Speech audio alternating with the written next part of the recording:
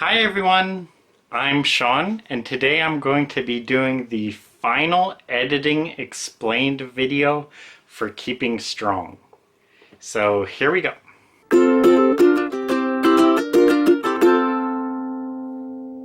Oh yes, and I need to warn you guys, there will be occasional language in this book. So maybe some profanity, maybe some adult scenes, so be aware of that. Hide the kids. Over here, I cut of Sam because there's a lot of Sams in this section. There's a Sam there, there. There's probably several more. So there was just this little bit there that could have been cut to cut down on the Sams a little bit. Being more economical with words, he'd survived only by diving into a crater, and when he came out, 3 men were dead and 3 were wounded. War was unnecessary. 3 men were dead and 3 wounded. So, I don't know, it sounds passable. Trying to cut unnecessary words. A cherry blossom tree dominated a corner of the garden. Walkways in the garden led to a side, blah, blah, blah. There's a garden there and a garden there, so I wanted to get rid of it a little bit, so walkways led to a side street where blah, blah, blah, blah, blah. This is a small change, but the other 125-pound Harlequin Great Dane panted heavily. I changed it to lightly just because the dog isn't doing anything to really warrant breathing heavily, and Sam does take care of his dogs. So, I mean, he goes out and jogs with them and everything. So the dog isn't really doing any strenuous activity right here, so he just panted lightly, and drool dripped from his gaping mouth. I cut gaping just to try to be a little more economical because it's not really necessary. Drool dripped from his mouth. Just a mistake here. Yeah, so what he's married, said Megan. Well, I realized that was a question, so yeah, so what that he's married, question mark, asked Megan. And if you don't know, now I can't speak with any authority here, but when you have a quote like this, dialogue, you can end it with a question mark, and then the next word, like said or asked, would be lowercase. Now, you may think it has to be capitalized because there's a question mark there, which usually would end the sentence. But since it's a part of dialogue, I guess that's just the way it works. So you have the question mark, and then in lowercase, you can have whatever, because this is all part of the same sentence, even though there's a question mark. So the question mark doesn't function the same way when it's in quotation marks like that, when it's in dialogue. So just in case you're a writer and you wonder, you can have it lowercase. So check some books, see how they end dialogue, and then the next words said Megan, asked Megan, whatever. It's actually in lowercase. He went up and kissed Tessa on the lips. Well, I didn't need to say on the lips, so it gets cut. No, she said, close to a growl. Added a comma. Then I added a little Rose-ism here. So, cheapo, he got me a candy bar like that's supposed to make up for wasting 10 hours of my life. Candy bar is like $2. That's like 10 cents an hour he's paying me. And I was like, well, Rose can say more here, so that's like 10 cents an hour he's paying for the privilege of being with me. So, just a Rose-ism, I call it. Rose is my all-time favorite character, so I love her. Creed reached out an arm and spoke in Pashto. Well, what else would he reach out? You know, his hip? So he reached out and spoke whatever. Being more economical with words, he poured it out, rinsed it, and then filled it halfway. Just changed it to he rinsed it out, then filled it halfway. So, I don't know. A little easier to say, maybe. With Austin staring rather wide-eyed at him. Just cut rather because it's unnecessary. So if you've watched the previous editing explained video, you'll know I made this a focus, is moving short paragraphs to this paragraph before. And I kind of do it just for pacing and a few other reasons, kind of just to cut down on page count by not having a small line take up its own paragraph. So the way it went, after washing his hands in the sink, As Strong took up a position in the corner, he gathered ingredients for breakfast, and then it has this line, "You from here," which is Eric speaking. So the way I rewrote it is, after washing his hands in the sink, he gathered ingredients for breakfast. Strong took up a position in the corner. "You from here?" And that would all be in one paragraph. So that's the way I moved that line up into this paragraph. Is I just had to move some things around to make it make sense. Now, this is one I didn't actually catch until I started making corrections into the computer, so I didn't write anything down here. But what I noticed is he downed the rest of the glass or rest of the juice or whatever. But then right down here I say rest of the carton of orange juice. So there is a repetition of rest there, and it's both the same context, rest of the juice, rest of the carton of juice or whatever. So I did already fix that. So I got rid of one of them. I don't know how at this exact moment, but yeah, so basically two rests there was repetition, so I got rid of one of them. Austin's eyes were the size of gumballs. I actually have that in the first book, Keeping Creed. I say Rose has eyes like gumballs or whatever. But it's repetition and it's just weird. So the main reason I got rid of it is because it just feels repetitive and kind of tacky.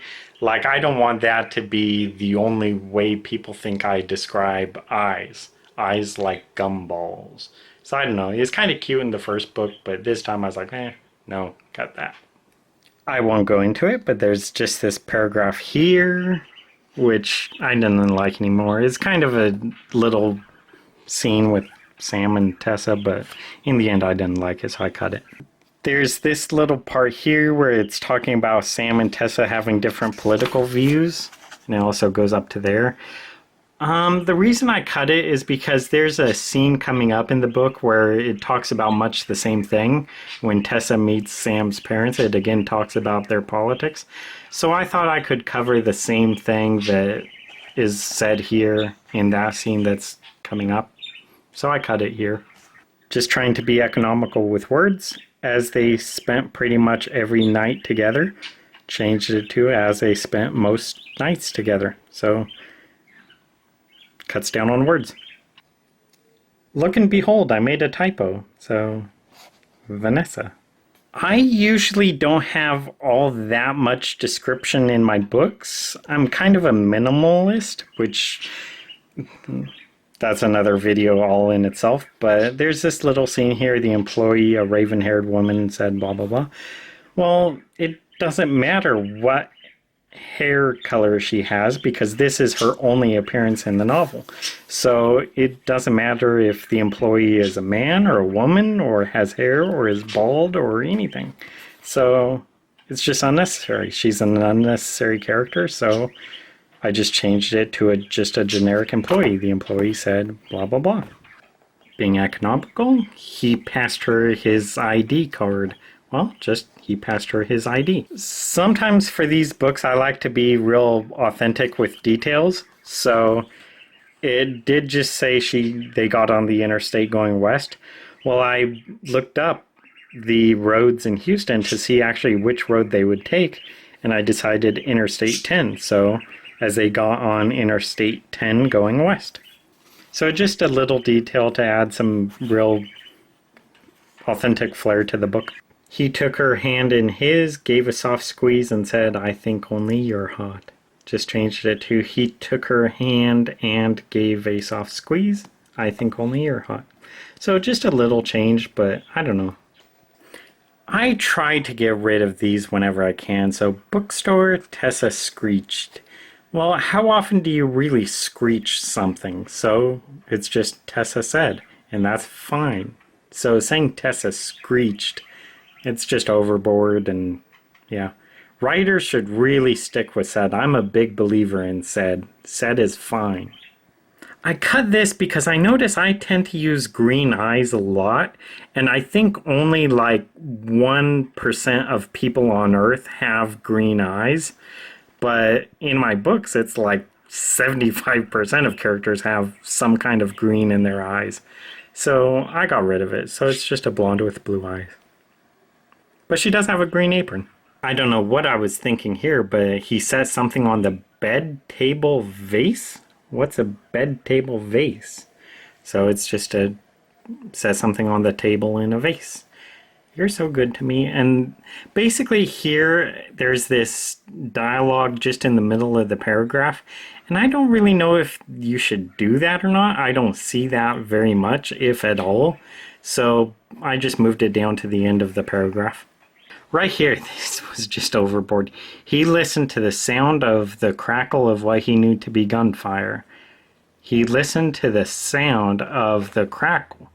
Listened to sound of the crackle. That's like 3 sounds altogether. So he listened to the crackle of what he knew to be gunfire. So, yeah. Small but kind of a humorous change. Proceeding back into the kitchen. It's actually the dining room. They're all gathered around the dining room table, but for some reason I wrote kitchen. And yeah, it's not the kitchen, it's the dining room. And then right after that, here's another mistake I make. Why did the attack commence in the middle of the first period? No, it'd be quarter. It's football. Period is hockey. That just shows I'm more of a hockey fan now, but yeah, so it's the middle of the first quarter. Being economical with words, Creed spoke, I've got to go, Tessa's coming with me. Could just be rewritten, Creed spoke, we've got to go. Seeing the fair numbers of charges they racked up, right there's the word charges again, so repetition of charges. So this one could have been cut, so I got rid of it. This is kind of a late change to the story, and it's pretty small, but Creed and Tessa just arrived in Dallas. And I decided to add this line here where Creed says, can you give Mom a call, let her know we got here safe? It really doesn't have anything to do with the story at this point, but still kind of what I thought it would show is that Sam does care about his mother because she would be worried about him. So it doesn't really matter going forward, but I think it's a nice touch just to show that Sam is thoughtful, even though there's a lot going on right here at this point. He still thinks of his mom, so he wants his mom to know that they're okay. And so I think that shows that Sam is being thoughtful. Something I caught late, his long otter brown hair. Well, I describe Eric as having otter brown hair, and this is Spencer. So, yeah. Both of them having otter brown hair, that is remarkably specific, and they both have the exact same hair color? No. So I just changed it to he has dark hair. I won't get into it, but there's a scene here where the chronology was a little bit confusing because the previous chapter takes place at like midnight, and so basically what you have here is they're arriving in DC at close to midnight the next day. So I thought it would be pretty confusing having the previous chapter ending at midnight and then this chapter beginning at midnight. So I throw in this little paragraph here to basically say that, you know, the following day they're at the airport all day trying to get a flight. And so when they do finally get a flight back to DC, it is late. It's almost midnight. So hopefully that explains some of the passage of time.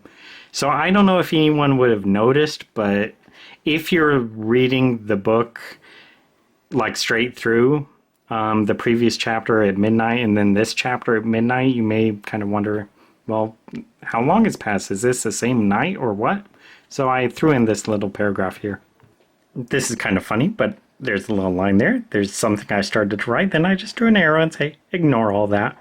So apparently I was thinking of changing something, but then I was like, no, but I didn't want to have all this red ink here and be like, what am I supposed to fix? So ignore all that. I generally do not like italics, especially like entire paragraphs with italics. So there's this paragraph here with italics. So what I did is I was just basically extra scrutinizing with it. And I was like, you know what? That paragraph doesn't need to be there at all. So it was kind of born out of my own dislike of italics. I see a paragraph in italics, and personally I would think, I don't want to read that. So I read it a bit more critically, and I was like, you know what? I don't need that paragraph. So I cut it. This is kind of, I think, a flaw in my writing, which I want to get away from, but it says a split second later, he saw Aswati push a boy out of the way. He saw it. I don't know, there's something passive about it, so I changed it to a split second later, Aswati pushed a boy out of the way. So, I don't know, just instead of saying he saw this, he saw that, he saw whatever, just to say the action, Aswati pushed a boy out of the way. So, I don't know. I'm trying to improve my writing in that way. Okay, in this scene, Sam makes Tessa a breakfast of French toast, which he'd already made her earlier in the book. So I began to think, well, why is he just making her French toast every morning? That could get old, maybe. Some people would probably love it. So I changed it to, I don't even know what they eat now, but yeah, basically he makes her something else. Because I don't want to give the impression that Sam can only make one thing. Sam is supposed to be a pretty decent cook. So I changed why he makes Tessa for breakfast. Okay, I had a beta reader actually reading this book, and one of the things she said is that Sam and Tessa basically have a fight earlier, and she thought that Tessa kind of got over it pretty quickly. So I wanted to add a couple lines where she's making her point more about what Sam did wrong. So just kind of following the beta reader's advice, thinking that Tessa just got past fighting too easily. So right here, she lets Sam know exactly what bothered her. And so then I think right here, he kind of apologizes. And yeah, so trying to follow the beta reader's input. This was a pretty late change to the book. Basically, there's this scene, Rose is at school, and I think it's actually the first scene in the book series from Rose's perspective. And anyway, it says she goes on the tire swing with Jenna Clark, which is just kind of a random name I just threw in there. But I realized later on in a couple chapters that Rose tells a story about one of her classmates, Trisha May, and it's a real wonderful little Rose quote. But I'll actually show you guys in a minute here. But what I decided to do is change it from this generic name, which means nothing in the entire book. That's the only time that name or character appears in the whole book. Changed it to this character, Trisha May, because she does appear. So at the time, and for several pages, that name won't mean anything until later on in the book. It's a reference to this paragraph here, which is like 15 pages later, where Rose is out with her Uncle Sam, and her mom is actually on a date, and so Rose is like, a date with a boy? And Sam is like, well, yeah, I think, why? And so Rose goes into this little quote here, and I'm going to read it because it's pretty funny, I think. But Rose says, oh, because Trisha May, who's like this really dorky girl with big teeth, she's not smart or anything. No one likes her, and no one plays with her at recess. Well, oh, did I? Oh, yes, I told you she has big teeth. I just like that because that's something like an 8-year-old would say, that Rose thinks that is such an important detail. This real dorky girl with big teeth. Did I tell you she has big teeth? Oh, yeah, I did. It's just kind of a funny Rose thing that she thinks that detail is important. Anyway, her mom is dating another mom and all the kids pick on her. But I told her, hey, I like my mom, and if I had 2 moms, that'd be like twice as good. And now she likes me and sometimes uses the swing next to me. Well, I realized that would be perfect for the earlier scene, so I changed the character to Trisha May. Right there. So, yeah. I thought it was kind of a neat little thing. Okay, I won't even go into all of this, but this is just another example of like fact-checking books. Man, look at that part right there. Jeez. Well, basically what happens here is that there was a terrorist attack in Dallas, and that Sam is going to basically talk with the prosecutor because the prosecutor is basically thinking of not charging the terrorist. And so originally I just had just a generic prosecutor or whatever. But then as I was thinking, I was like, well, a regular prosecutor would not handle charges of terrorism. That'd be a federal offense. Anyway, since the book is set in Washington, D.C., I did some research because I knew there was probably something wrong about this scene. It couldn't just be a generic prosecutor. So I looked up, who would handle charges of terrorism, and I don't know, but basically I think it's definitely like a federal offense. So it would be handled, I think, by district courts. I don't know. But the thing is, this is set in Washington, D.C., this part, where I did some research on the courts in D.C., and the district court or whatever in D.C. is kind of different from all the other courts in the country. So I basically found out that who would really handle this case, who would really prosecute the case. So I changed birds. I changed the character from just a generic prosecutor to this kind of district attorney guy in DC.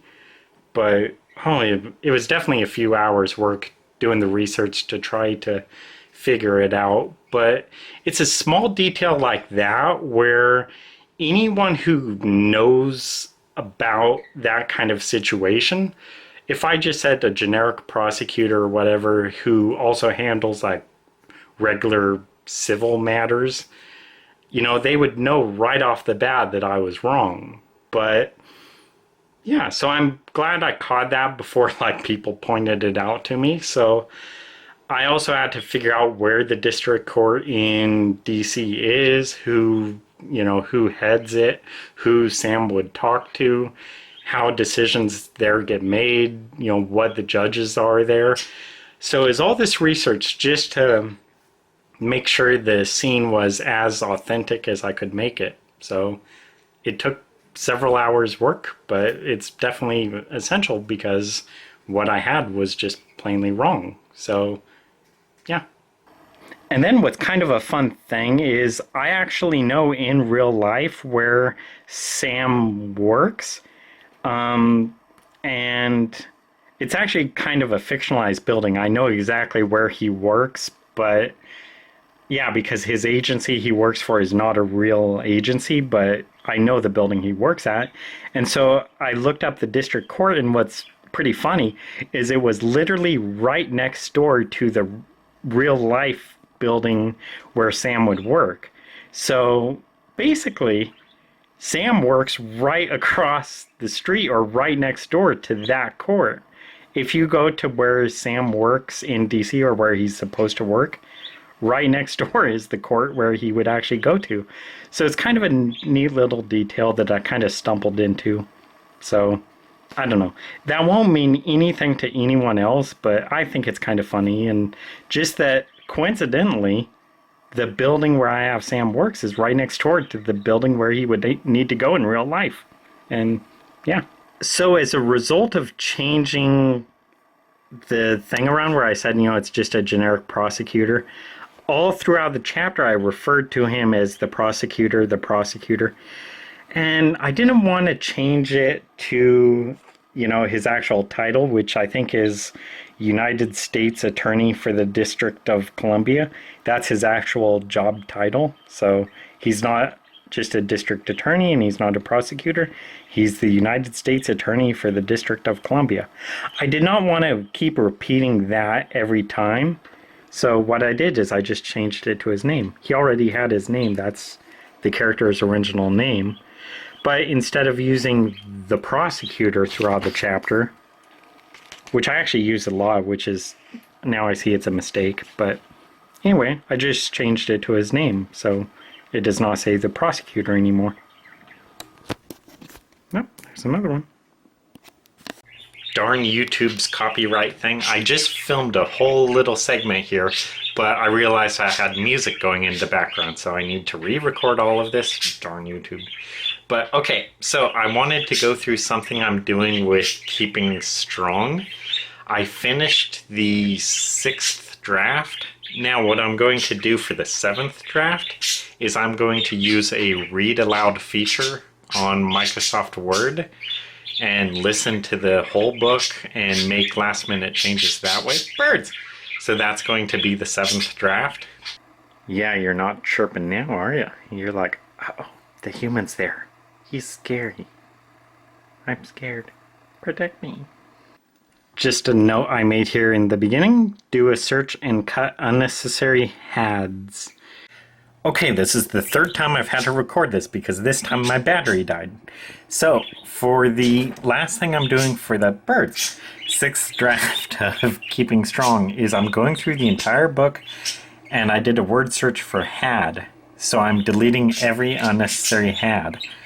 So I started with 555. I am on page 40. And so far I'm down to 537, starting with 555, deleting unnecessary HADs. So the way you do this is, during the service, Creed had encountered a fair number of servicemen and women. You read it without had. Creed encountered a fair number of servicemen and women. It reads the exact same. So, that had is unnecessary. Birds! Strong had joined chiefly for the benefits they could earn. That, again, read it without it. Servicemen and women who, like Strong, joined chiefly for the benefits they could earn. It's the exact same, so that had is unnecessary. Something he and many others had no interest in, and that had is fine. But the fact that Strong had enlisted, served, and sacrificed, served, and sacrificed, that is gone. So he had Creed's full respect. That one's fine. So right there, that paragraph alone got rid of 3 hads, and the paragraph works the exact same way. So I went through the book searching for all the hads and getting rid of all of them that I could, and I got it down from 555 to 390. So anyway, I'm actually going to end this video here, even though I'm about halfway done with showing you the book, just because I think the video is about long enough now. So I hope you enjoyed this little series about editing explained. This will be the last one for Keeping Strong, because I hope to publish it in November is kind of what I'm thinking. I think I'm going to make these changes into the computer, wait a couple months, kind of slowly read it a little bit, make final changes, and then publish it, I think, in November. But anyway, if you're not a writer, I hope you enjoy this video to kind of get a little behind the scenes look at what it's like to write and edit a book.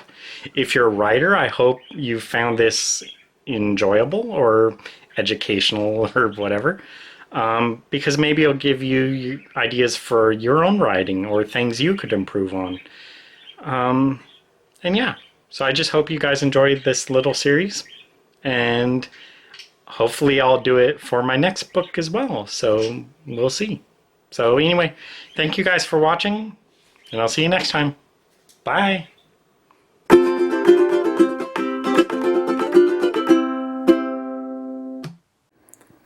The birds have a new hobby, and that is landing on my head. There's one. Come on, Drizzle! Drizzle, Drizzle, Drizzle! Drizzle's on the door frame. Up, there he goes! There he is!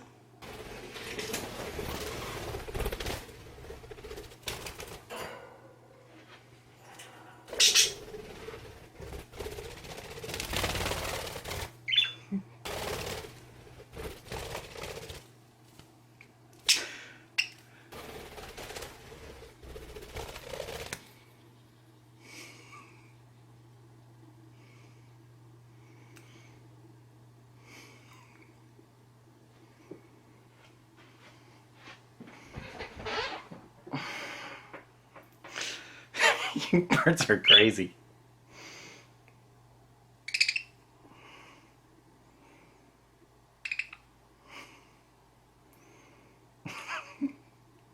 Could you imagine me just going about my day like this?